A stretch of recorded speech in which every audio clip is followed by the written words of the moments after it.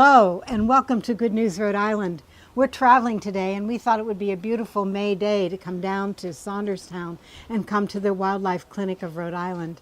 However, it's raining and it's cold, so most of the animals are inside. This is Ariana, who's the director here, and she's here overseeing this very lively place, which we just experienced someone bringing in a duck that was dying and eventually died, and a little tiny duckling that had been hit by cars.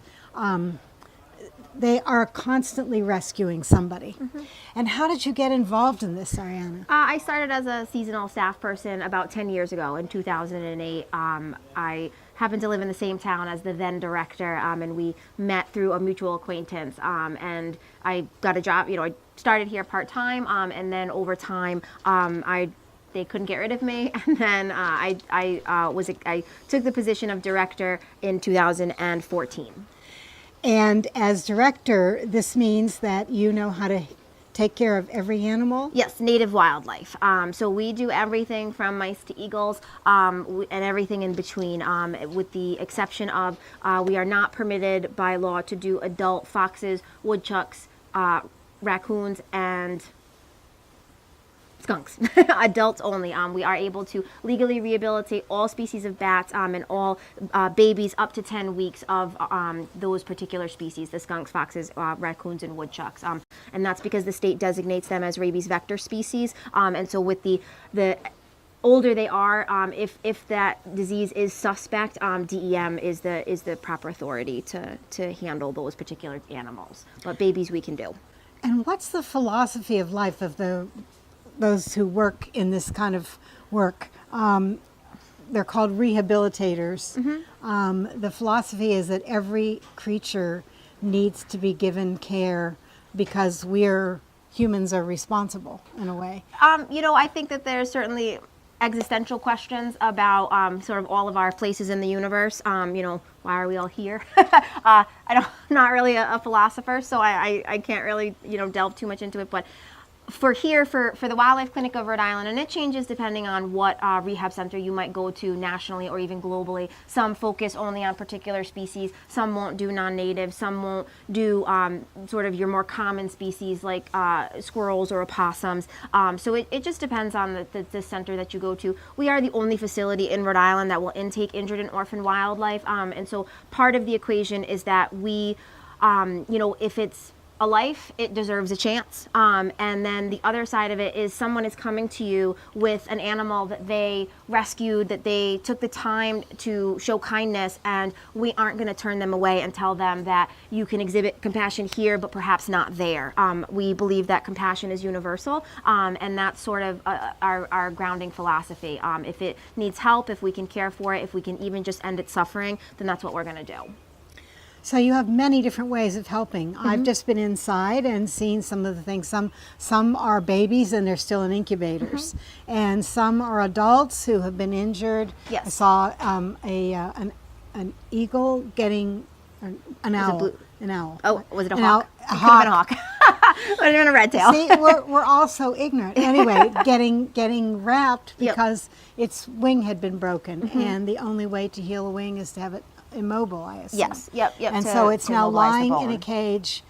Is it sedated or? Yep, it's on antibiotics and pain medication, and we're going to take an X-ray in a little bit just to see what the extent of the fracture is, and to see if we can find a cause of that fracture. Sometimes these birds are shot because they prey on chickens, and they prey on people free range their chickens or they free range their rabbits, and those are prey animals. But it is illegal to shoot, harm, harass, and sort of in general be mean to federally protected birds. All birds, with the exception, including your common mallards, the chickadees, all of those, the migratory songbirds, cardinals, all of your backyard birds are all covered by the Federal Migratory Bird Act, with the exception of mute swans in Rhode Island, the English house sparrow, the European starling, and your common rock dove. We still will help those animals.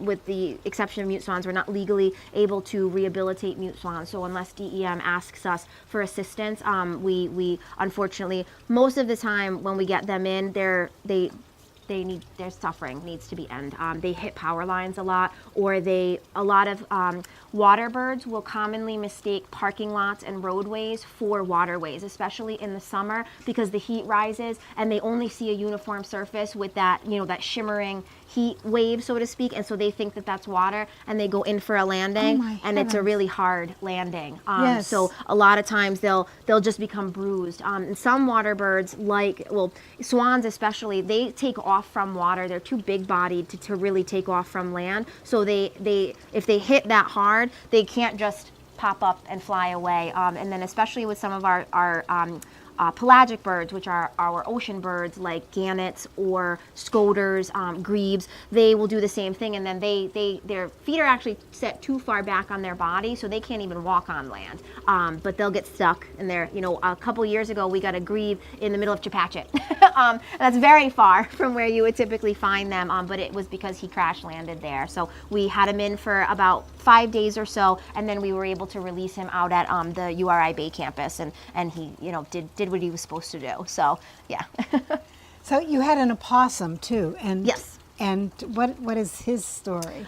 We have a couple of opossums in care right now. We have an adult opossum that was attacked by a dog, and he had a pretty extensive wound on his sort of side area and over his thigh, and that has taken a couple months to heal. So now he's outside to get acclimated to the weather, because he's almost set for release. And then we've got a couple of baby opossums that we're just waiting for them to hit their release size criteria, and then we do what's called a soft release. So we put them in the big cages, feed them, get them acclimated, and then we just open the doors and they come and go until they're ready to leave us. And we've got a couple of satellite sites and landowners that let us do the same thing on their land, and they're pretty friendly. And opossums are good to have, because as they get ticks on them, they'll eat them. They do a good service to kind of keep the tick population from really exploding. But people aren't always kind to them, so life's tough for an opossum. I'm afraid life is tough for a lot of birds. A lot of these problems are human. Yes. Problems, human interaction problems. So when something gets released, it was interesting to me from your website that I saw that when something is released, it's being released back to approximately the exact same place, because they have familiarity with wherever their nest was or wherever their surroundings were. Yes, yep. And by law, we have to release within a mile of where the animal comes from for adults. For babies, because they don't have established territories and juveniles, we're able to release in appropriate habitat. So as long as we're not releasing in inappropriate habitat, so for example, we're not going to necessarily release lots and lots of mammals on Jamestown, because Jamestown is an island, and so at some point their populations will become too explosive. But we will find suitable habitat. But with adults, because they may have mates, they may have established nests, there are many species that are specifically territorial. They have to go back to at least close to where they came from as possible. Can you introduce us to a couple animals? Yeah, yep.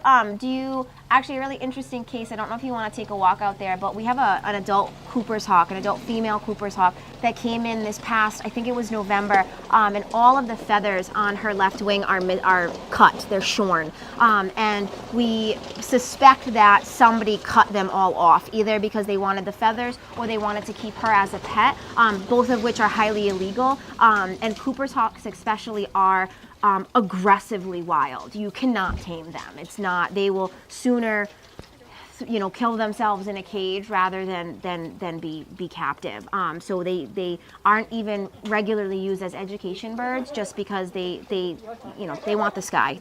They own it, and that's what they want. And so, because that feather damage is so extensive, we don't have any surgical options, and we can't imp. Imping is the process of replacing those feathers with glue. Basically implanting new feathers. But you can only do a few at a time, and she's missing all of the feathers. So we actually have to wait for her to naturally molt out all of her feathers, so that would be a year or more. Yeah, so she's already been with us since November. She's in one of our bigger outdoor enclosures, and we've had to graduate her perches so that she can hop around and get to the higher perches, because that's where she's obviously most comfortable. But, she has limitations in that she can't fly up to those perches. Will he come to your arm? So he's not trained for education yet. So usually, if any bird that's non-releasable, So it may have a wing injury, an eye injury, a leg injury. If it's non-releasable, then we'll train him. We wouldn't train him for education. We're hoping to start education next year. I've been at a few other facilities where we've trained the birds. Usually it takes roughly about a month. You kind of come in with them every day, read a book to them, you get them used to your voice and kind of the proximity of how close you are. You read them something appropriate. I don't know what that would be for a hawk. War and Peace. The history of falconry or something. Yeah, so, and a lot of times when you have these birds that are non-releasable, so again, we're hoping he'll be releasable when he gets his feathers, but if you have a non-releasable bird, they usually live a lot longer in captivity than they would in the wild. So most birds of prey, their first year of life, they have about 70% mortality rate. And in their first 5 years of life, this is general statistic for birds of prey, but their first 5 years of life, usually they have about a 90% mortality rate. So only about 10% of most birds of prey make it past their first 5 years of life in the wild, and that's usually due, to lack of shelter, lack of food, cars, predators. But when you keep them in captivity, they're kind of protected from all those things, and they have plenty of food and shelter. So it really pays off to, when you have these non-releasable birds, to train them for education, because they usually live 10 to 15 years in captivity, so it gives them some kind of stimulation and enrichment to be able to go out. So the goal is to release them back to the wild, but that's not always possible. To release them, yeah. And if your facility is able to do education and you can afford to keep them alive, and you think that they're going to have safe, comfortable, and happy lives with the injuries that they have, then you can train them for education. But yeah, the goal is always to get them right back out there, especially as soon as possible too, because sometimes they have nests, or it's mating season, migration season. So you're always trying to pay attention to those types of seasonal things that are happening throughout the year. This is Annette, and she has been volunteering here for quite a long time, for 18 years, as a matter of fact. And the story is interesting. How did you get involved with volunteering? Well, many years ago, a co-worker brought me 3 little baby starlings. They were maybe 3 days old. They had really just come out of the egg. They looked like a little clam with a beak, no feathers. I didn't know what I was doing, but we got online and we figured it out. And I got to release those 30 days later, fully feathered adults flying away. And then I was hooked. And not long after that, I found out that there was such a thing as a wildlife clinic in Rhode Island. And got affiliated with them. And it's been wonderful ever since. I mean, we do rehab at home, and they do all kinds of wonderful things to help us out. There's vet care here. We can, like today, I brought a blue jay that was a little out of my league. I wasn't quite sure what was wrong, but they're going to, take a good look at that one here at the clinic. These guys are little babies. This is a baby robin. You can see some of the orange starting to come in underneath there. And they must have dropped out of a tree or something. And this is a little baby starling. Yeah. And so, the clinic is wonderful. I mean, they help us out with food and formulas and all the kinds of questions local rehabbers might have as to what to do and how to best take care of something. So you just drop it right in that big gullet that's open and ready to go. Yep. And what is that, grape? This is blueberries. Blueberries. Yep.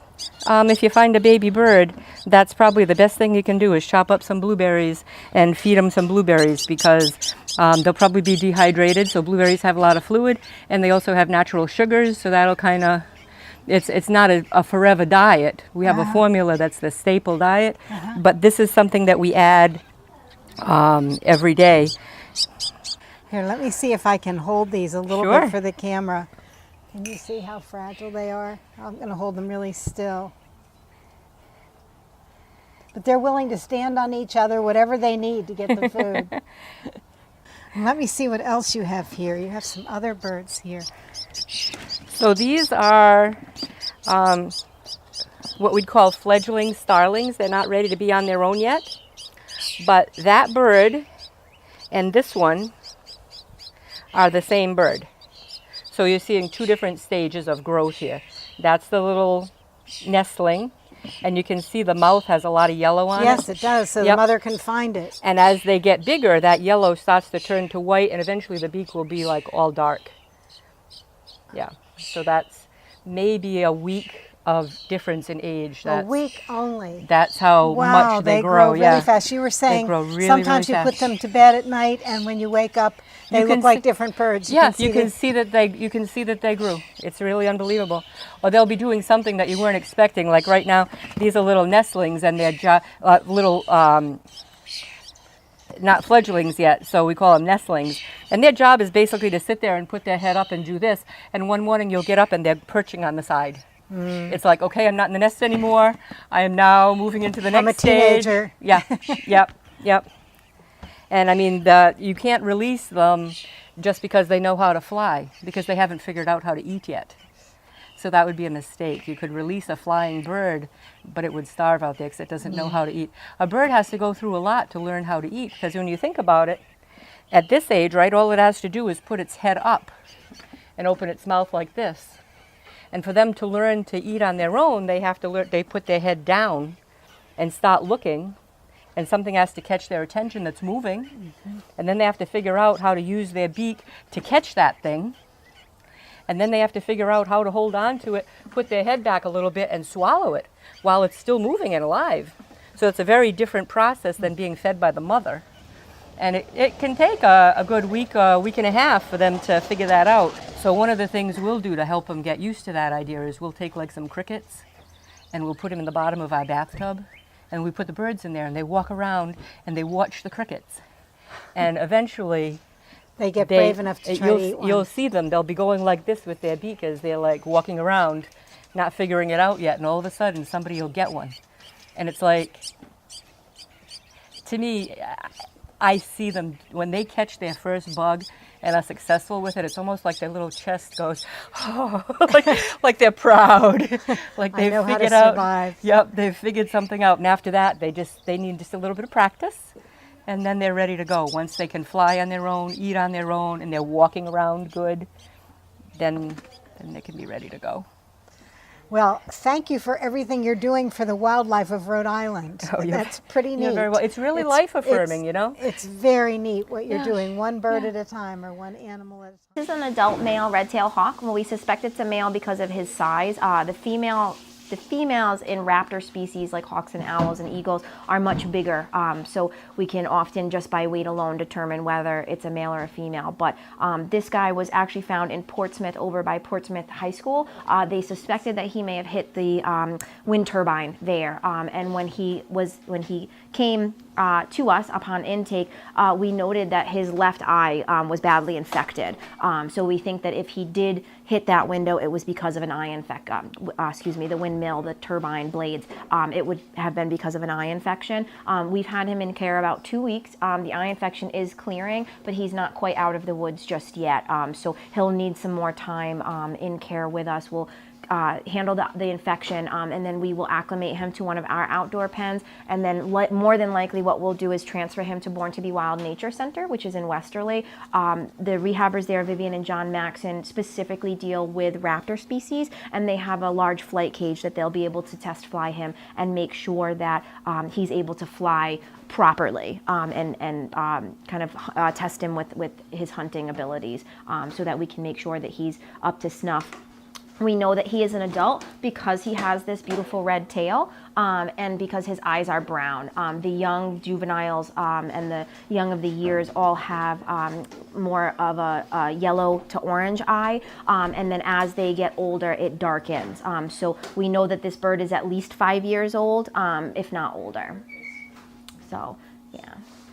Do you think he's feeling fear, or do you think Yes. he knows that you're Nope. caring for him at this No, point? he can't learn that. No, all animals perceive humans as predators. So you can see his mouth is open.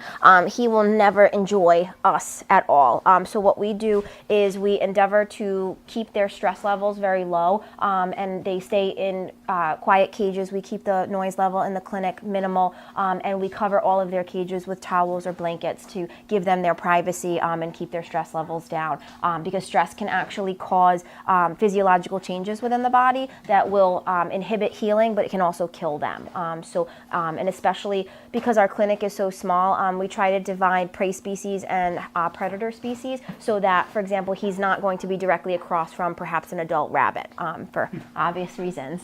He's not self-feeding just yet. each individual bird is different when they come in. Some will start self-feeding right away. Some will not. Some won't start self-feeding until we put them outside, and they don't have the same, they're not around this sort of noisier environment. So he has not quite started self-feeding yet. So what we do is we hand feed him a whole food diet. So we use mice, or we'll use a variety of small mammals, and we feed them a prescribed amount so that they maintain their weight while they're in captivity, and because a whole food diet is better than like a tube feeding diet. It's he's having mice and squirrel today. Yes. So you rehabilitate squirrels, but you feed squirrels and mice. If things pass away and we can utilize them, then we will. So if Why not? it's what they eat in the wild, and so we do recycle, so to speak. We don't euthanize anything for that purpose. We only, if we have to euthanize here, it is because of the health of the animal, such that they are not recoverable, or we are required by law if they are not releasable to euthanize. But we will explore all other options before we reach that decision, and that's always the final decision for that is always in the hands of our veterinarians. We have 2 veterinarians that oversee most of the animal care. Oh, I see. And they come in, they're traveling. Yes, yep. So Dr. Bird, who runs Dr. Bird. Yes, she owns and runs the Veterinary Services of Wickford, which is right here on the corner. We actually used to be located in the garage of her vet clinic, and she was one of the founding members of the organization. But she provides a lot of the orthopedic care, the surgical care. We do X-rays at her facility, so she does a lot of the more intensive type of veterinary care. And then we have Dr. Chan, who does our day-to-day routine stuff, just coming in, making sure animals are responding or not responding, prescribing medications, things like that. To me, it's really fascinating how every single bird has its own individual needs and its own personalities. Yes, yep. And you have had to study all those, you and the rest of your compatriots here, to understand the exact care that's needed. And you're really streamlining For each individual bird. Yeah, It's pretty and amazing. I would say that at least 90 to 98% of what we see here is all human caused. Nest trees are cut down, tangled in fishing lines, swallowed a fishing hook, specifically injured by humans. I have a litter of baby raccoons right now that somebody beat mom to death with a golf club.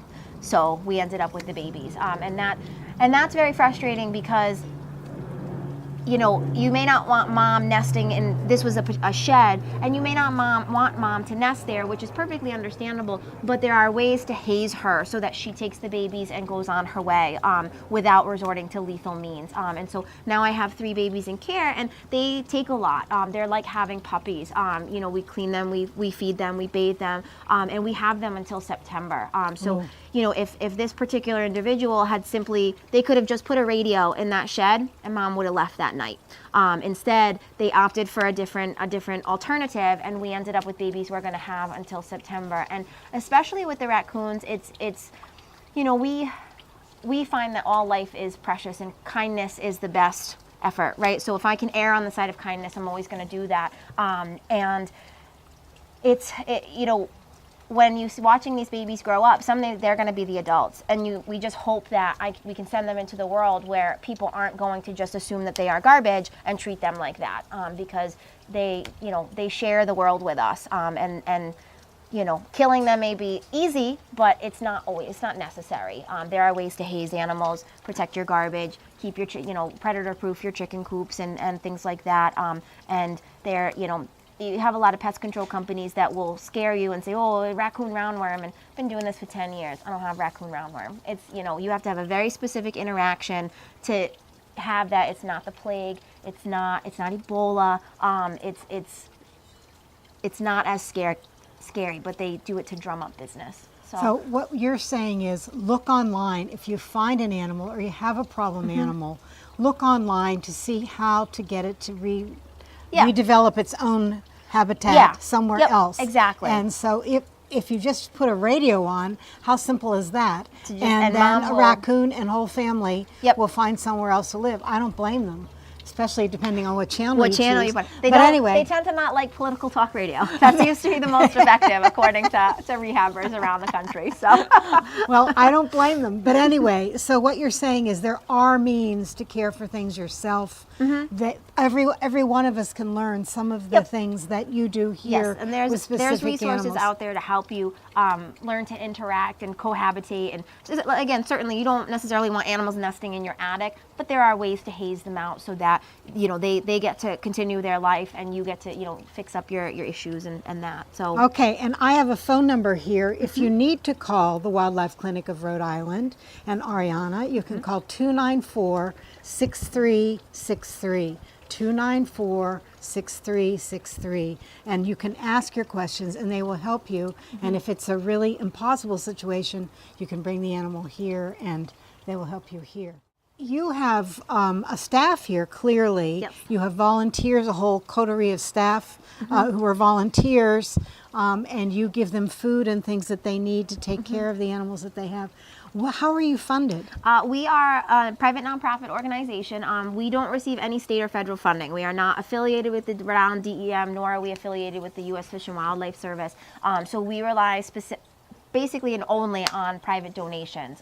We do receive some limited grant funding. Rhode Island Foundation has helped us immensely with some of our bigger caging projects. They've been big supporters of that, and we have received in the last couple of years great support from the Marta Heflin Foundation. But largely it's individuals who come in and make small donations, and then we try to do a lot of fundraising events and educational events to drum up interest and support for the organization. But it is all private. It's just private donations that come in through the door. So it's just good people who hear what you do, all the kindness.